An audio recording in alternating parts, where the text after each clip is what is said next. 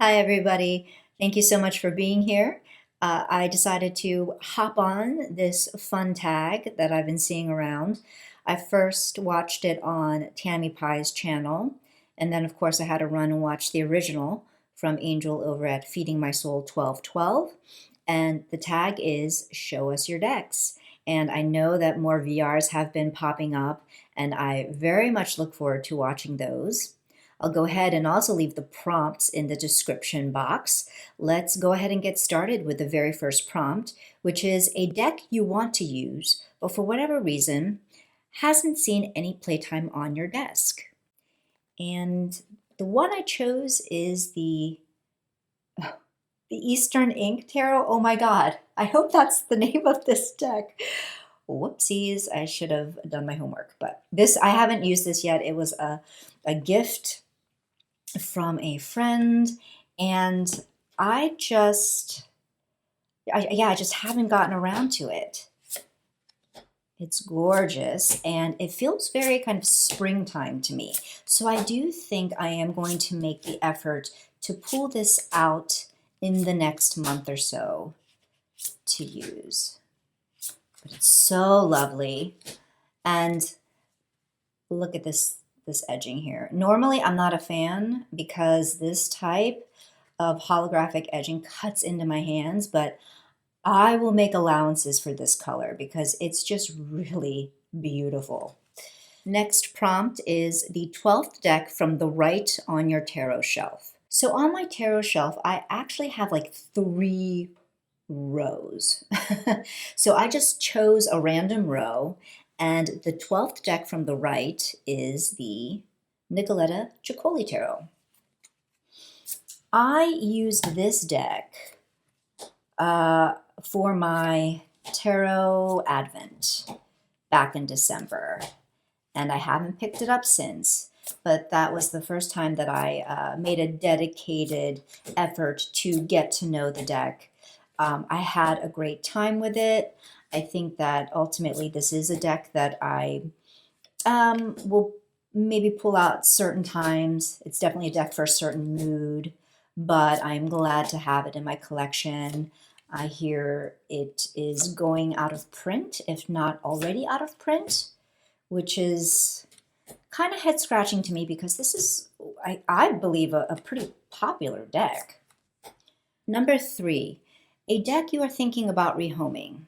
This deck isn't even a thinking about. It is, I'm pretty damn sure I'm going to rehome this one, and that is the Fairies Oracle by Brian Froud. Oh my goodness, I think I even put them back in order. I did, I put them back in order because, yeah, that's how sure I am that this isn't going to stick around. Okay. Yeah, it just wasn't doing it for me. I had even planned, I was filming my journey with this deck and getting to know it, like, kind of vlog style, like Katie Flowers would used to do with her tarot and practice videos, which I miss so much. And so I thought I would give it a try myself. And I was looking back at the footage, and it was just so, like, I was bored with watching myself because that is how unengaged my reactions were to this deck. I mean, not all the time, but like most of the time. And I worked with this for a good few weeks, and it got to the point where I was thinking, okay, let me maybe try for one more week. Maybe something will change, maybe things will turn for the better. But the fact that I felt such resistance and such utter reluctance to using this deck for another week, I felt that that was a pretty telltale sign that this deck just wasn't for me. It's a lovely deck. I do understand why. I love this card actually. I understand why people really value this deck and find great use out of it. I just think that maybe this type and style of fae is just not my thing, or yeah, like this energy is just not one that resonates with me, and that's all right. Number 4, A deck you don't store in its original box and why. And that would be this version of my Tarot of a Moon Garden. So as you can see, I have heavily modified this deck, and this is the reprinting with this like stiffer, thicker cardstock. And so yeah, the tuck box that came with that, I think I just recycled it because this deck wasn't obviously going to fit securely in that box, and wasn't really into tuck boxes at that time anyway. I've come around a little bit in recent times, but yeah, this does not have its original box, and so therefore I store it in this beautiful bag that a fellow tarot friend made for me, and it fits just perfectly because it's like on the narrower side. And look at that rose, because obvi, for obvious reasons. But yeah, it's just a lovely fit.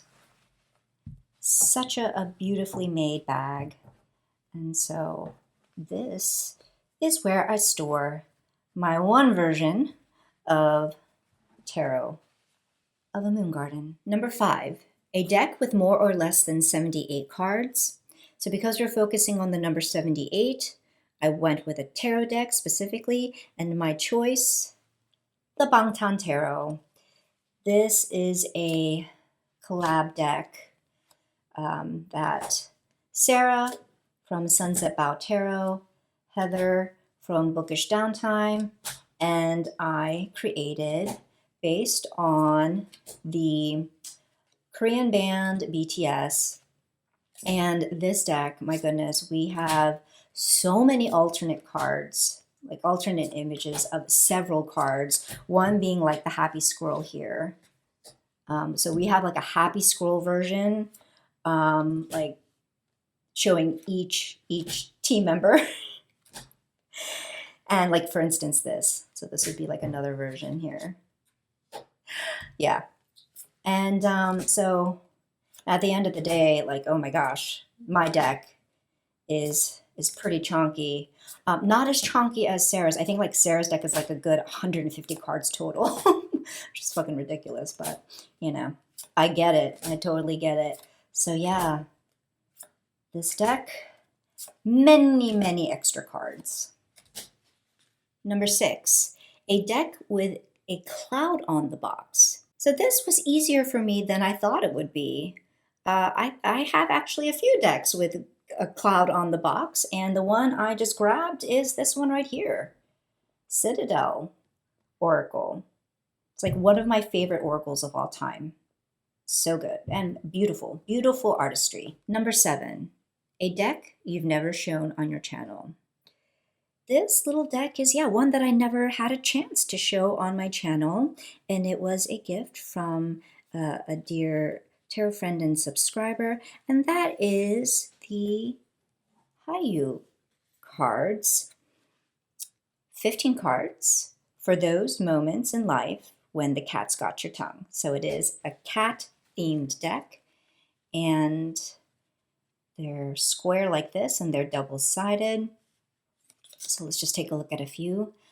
My bad, really bad, really bad. Sorry, forgive me. No rain, no rainbows. Be fearless. So cute. Let's start with, there is no normal, and if there were, would you want to be? Per more, ger less. Civilization is over. Come play with me among the ruins. Next prompt. A deck with another animal besides a lion in the strength card. And for this one, I chose the Delos Tarot. And here is the strength card. It is a kitty cat. This is probably one of my top favorite strength cards. I think it is so stinking cute. And we see this cat again throughout the deck, or a cat that looks like it, other white cats throughout the deck. So, yeah, love this one so much. Number 9, a deck that comes in a box inside another box. And I chose the Magical Tarot by Robin Valentine, illustrations by Stasia Burrington of the Sasori Bito Tarot. And this deck definitely was like a box nestled inside like a larger box, and then you had the guidebook right there. So I don't really, should I show cards? I won't show cards, but yeah, this is the tuck box, and it was nestled inside a larger box. Number 10, a deck that would not appear in a top 10 favorites video. I mean, that's a little difficult. I guess it would depend on like what the scope of the 10 favorites would be, what the theme of it is, but I went with this one right here, the good old RWS, traditional RWS. Well, I mean, this version isn't really traditional. The coloring is quite different. The backs are very different. I mean, don't get me wrong. I really love this deck. And it's because of the way this deck has been colored and just how vibrant it is that I've grown to further appreciate, Pixie's art, and so there's that. But just in general, this is not a deck that would make it into very many top 10 favorites. Number 11, a deck you associate with the color green. And we're just going with this deck because it's what came to mind. Maybe or maybe it doesn't track, I don't know. But that is Tarot of a Magical Forest. And it's funny because I wasn't really thinking of the backs, even though there is green. And I wasn't really thinking of the edges, like even though I edged them in green. I thought that there was more green in the images themselves. And there is green, but like not a whole lot of green.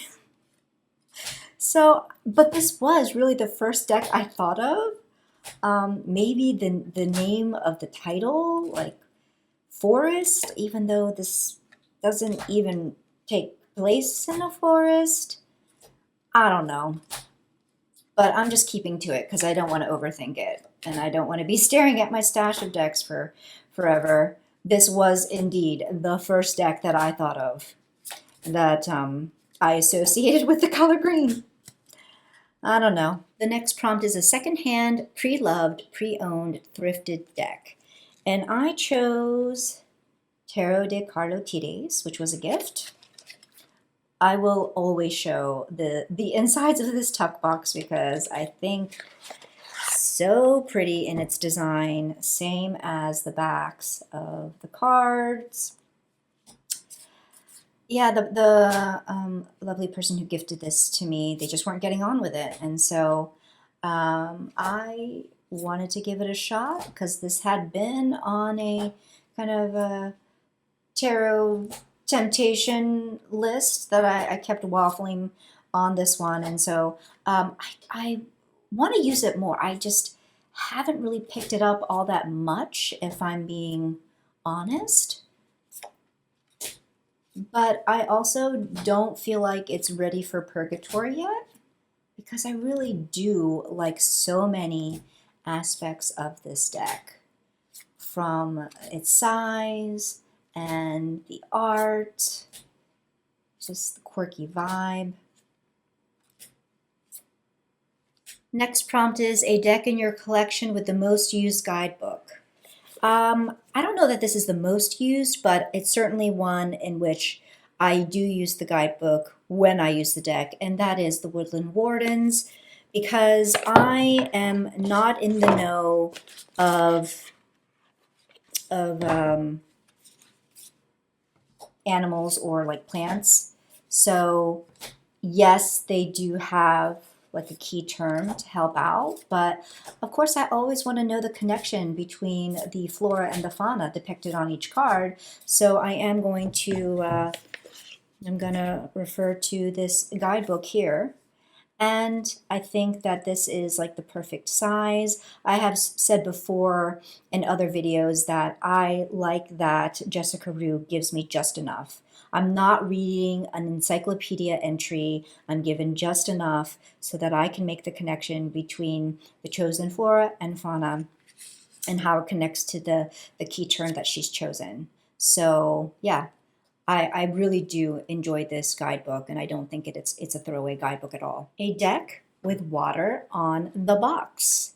And like the prompt with a deck with a cloud on the box, I found that I actually had a few with water on the cover, and I just went with this one right here, which is the Gentle Tarot, and this is showing one of the cards in the deck, which is Two of Thunder or Two of Air. And the final prompt, a deck with your most favorite card ever and why. So we're going to amend this a little bit to say that it is not my most favorite card ever, but it's certainly one of my top favorites. Like, it's one that easily comes to mind when I think of like top favorite cards. It comes from the deck The Raven's Prophecy. I have gone ahead and modified this, FYI. And the card I chose is Seven of Wands. I think that this is just such a beautiful depiction of, you know, one of the common interpretations of Seven of Wands, especially in this deck where the guidebook focuses on the theme of creation and just like creative inspiration. As part of the wand suit.